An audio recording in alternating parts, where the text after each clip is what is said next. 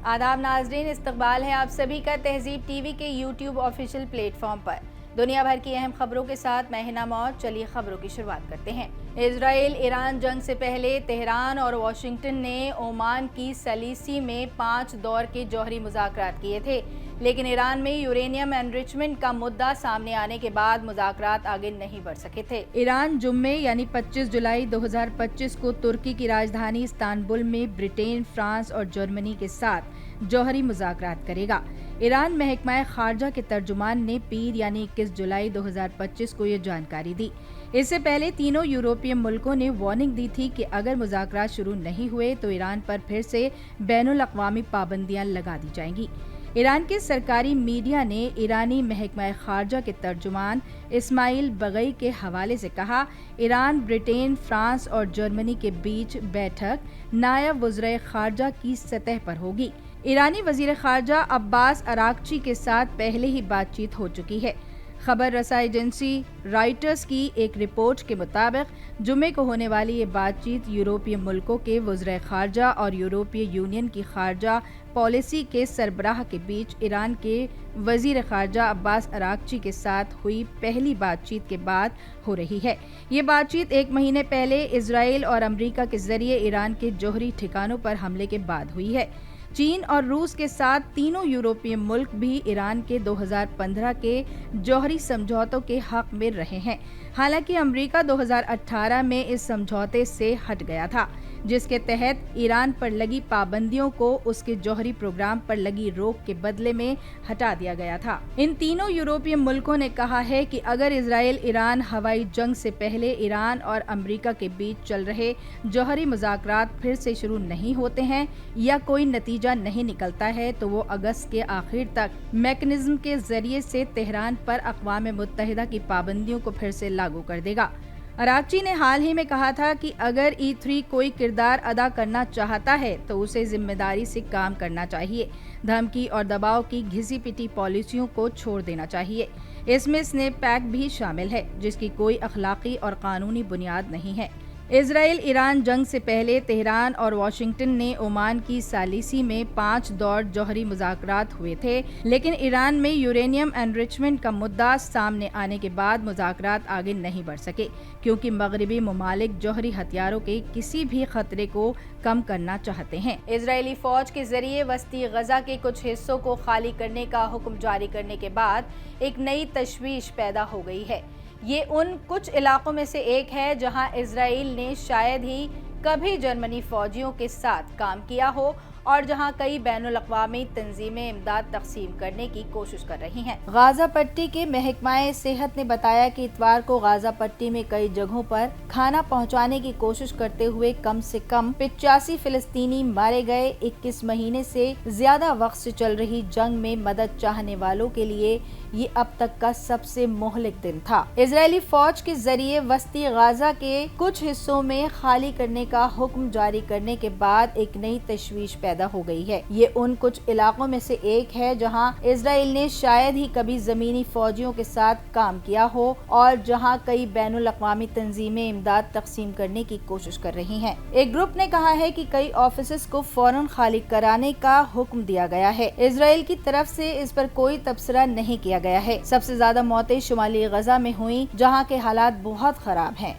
महकमाए सेहत ने record department के चीफ जहीर अल वहीदी ने एसोसिएट्स प्रेस को बताया कि सबसे ज्यादा मौतें शुमाली गजा में हुई हैं, जहां के हालात बहुत खराब हैं। महकमाए सेहत के रिकॉर्ड डिपार्टमेंट के चीफ जहीर अल वहीदी ने एसोसिएटेड प्रेस को बताया कि जिमकिन क्रॉसिंग से इजराइल में दाखिल होने वाली इमदाद तक पहुंचने की कोशिश करते हुए कम से कम 79 फिलिस्तीनी मारे गए।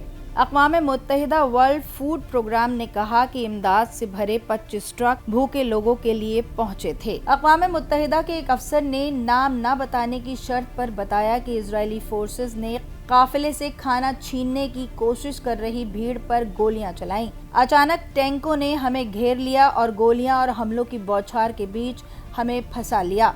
हम लगभग 2 घंटे तक फंसे रहे। एहाब अलजी ने कहा, जो आटे का इंतजार कर रहे थे, उन्होंने 15 दिन से रोटी नहीं खाई थी। जख्मी हुए नफीस अल नजर ने कहा कि टैंकों और ड्रोनों ने लोगों को बेतरतीब ढंग से निशाना बनाया और उन्होंने अपने चचेरे भाई और दूसरे लोगों को गोली लगते हुए देखा।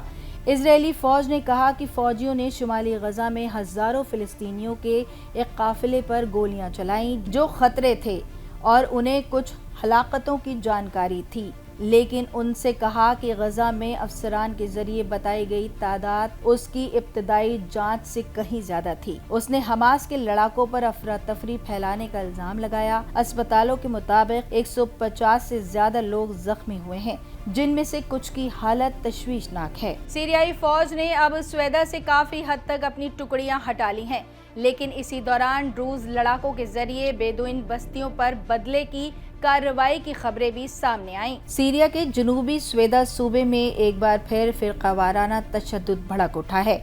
इस हफ्ते पूरे इलाके में भारी मशीन गनों की गूंज और मोर्टार के धमाके सुनाई दिए, जबकि अमेरिका की तरफ से जंगबंदी की कोशिशें भी नाकाम हो गईं। हालात बिगड़ते देख अमेरिका के वजीर खारजा मार्को रूबियो ने सीरियाई फौज से अपील की कि वो जिहादियों को घुसपैठ और नस्लकुशी से रोकें। ये तनाज़ा गुज़िश्ता इतवार को तब शुरू हुआ जब लंबे वक्त से चला आ रहा तनाव ड्रूज मलेशिया और सुन्नी बेदुइन कबीलों के बीच खुली लड़ाई में बदल गया।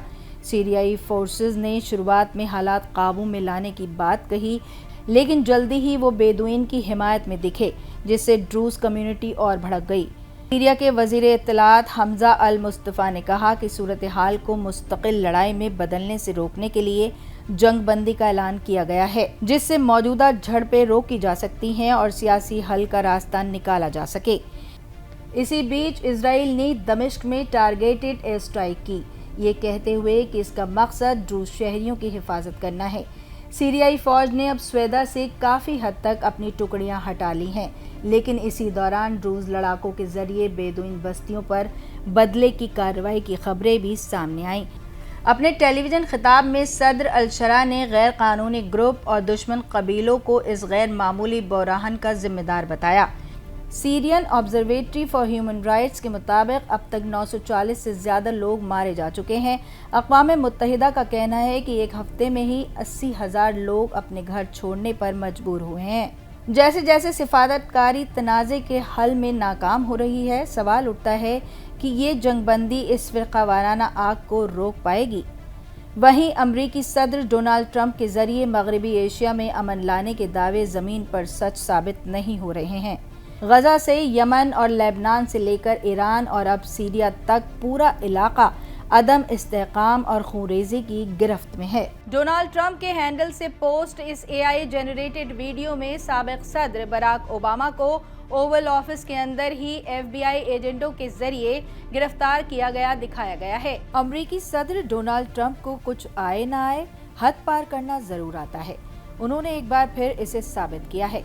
सदर ट्रंप ने अब एक AI से बने टिकटॉक वीडियो पोस्ट करने के बाद सियासी हलचल पैदा कर दी है। इस AI जनरेटेड वीडियो में साबिक सदर बराक ओबामा को ओवल ऑफिस के अंदर ही FBI एजेंटों के जरिए गिरफ्तार किया गया दिखाया गया है। इतवार देर रात ट्रंप ने अपने खुद के social media platform truth social पर ये मुतनाज़ा टिकटॉक वीडियो पोस्ट किया।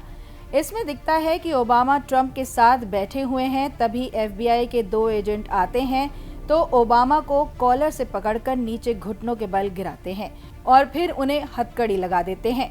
शर्मनाक बात यह है कि AI से बने इस हाइपर रियलिस्टिक वीडियो में ओबामा को उसी ऑफिस से गिरफ्तार करके जेल ले जाया दिखाया जा रहा है, जिसमें वो एक बार कमांडर इन चीफ के तौर पर रह चुके थे। वीडियो में ऐसा कोई डिस्क्लेमर भी नहीं दिया गया है कि इसे AI की मदद से बनाया गया है या ये फर्जी है। नाक़दीन इस कदम को बेहद गैर जिम्मेदाराना और जानबूझकर भड़काऊ बनाया जाना बता रहे हैं। पोस्ट में ट्रंप ने इस टिकटॉक वीडियो को कैप्शन दिया है, कोई भी कानून से ऊपर नहीं है। ऐसा लगता है कि ये AI generated video deep cake technology का इस्तेमाल करके अपनी मर्जी के मुताबिक बनाया गया है, जिसमें एजेंटों के आने से पहले ओबामा मुस्कुराते हुए ट्रंप के पास एक कुर्सी पर बैठे हुए दिखाई दे रहे हैं।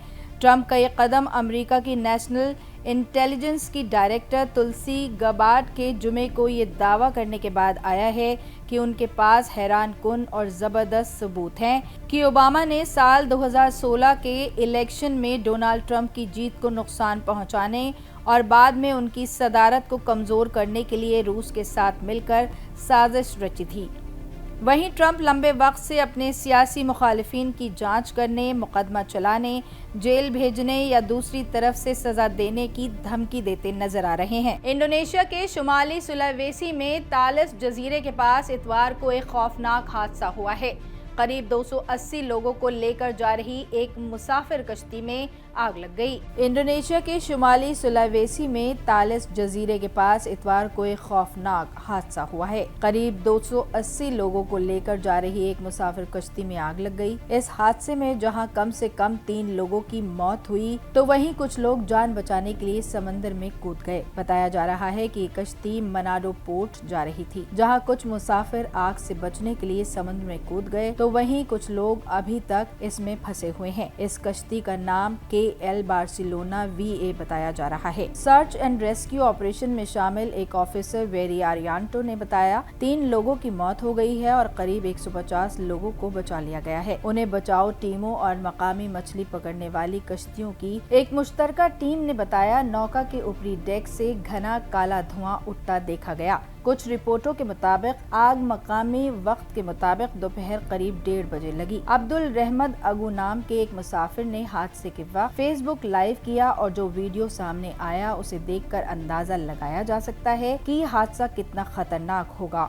अब्दुल उन कई मुसाफिरों में शामिल थे जो पानी में कूद गए और जिनके पास लाइफ जैकेट्स थीं। वीडियो में अब्दुल को कहते हुए सुना जा रहा है कि बचाओ KM बार्सिलोना V में आग लग गई है, उसमें अभी भी कई लोग सवार हैं, हम समुद्र में जल रहे हैं, हमें मदद चाहिए जल्दी। शुरुआती रिपोर्टों में मांडो के सर्च एंड रेस्क्यू ऑफिस के चीफ जॉर्ज लियो मर्सी रंदांग ने कहा ज्यादा जानकारी बाद में दी जाएगी, हमें उम्मीद है कि पहले सभी मुसाफिरों को बचा लिया जाएगा। अफसरान ने आग लगने की वजूहात की जांच शुरू कर दी है। उनका मानना है कि बिजली की खराबी, फ्यूल लीकेज या फिर इंजन की खराबी इस हादसे की कुछ मुमकिन वजूहात हो सकती हैं। एक और मुसाफिर अलवीना इनांग ने बताया कि आग लगने पर अफरा तफरी मच गई, इसकी वजह से उन्हें और उनके खानदान को समुद्र में कूदना पड़ा। उन्होंने बताया कि सब कुछ बहुत जल्दी हुआ और करीब 12 बजे किसी ने चिल्लाकर बताया कि जहाज के पिछले हिस्से में आग लग गई है और हम घबरा गए। तलोल जजीरा पुलिस के ट्रैफिक चीफ क्रिश्चियन M की एहलिया अलवीना ने ये जानकारी दी। KM बार्सिलोना V तलोल जजीरे से रवाना हुआ था और उसे मानोट पोर्ट पर रुकना पड़ा। एक दिन पहले ही आए तूफान की वजह से इसके निकलने में देरी हुई और अब इससे जुड़ी मैकेनिकल और ऑपरेशनल से जुड़ी मसाइल सामने आ खड़ी हुई हैं। अमरीकी टीवी स्टार एलन डेनेरिस ने ब्रिटेन आने के बाद पहली बार अवामी तौर पर अपने आप को जाहिर किया है।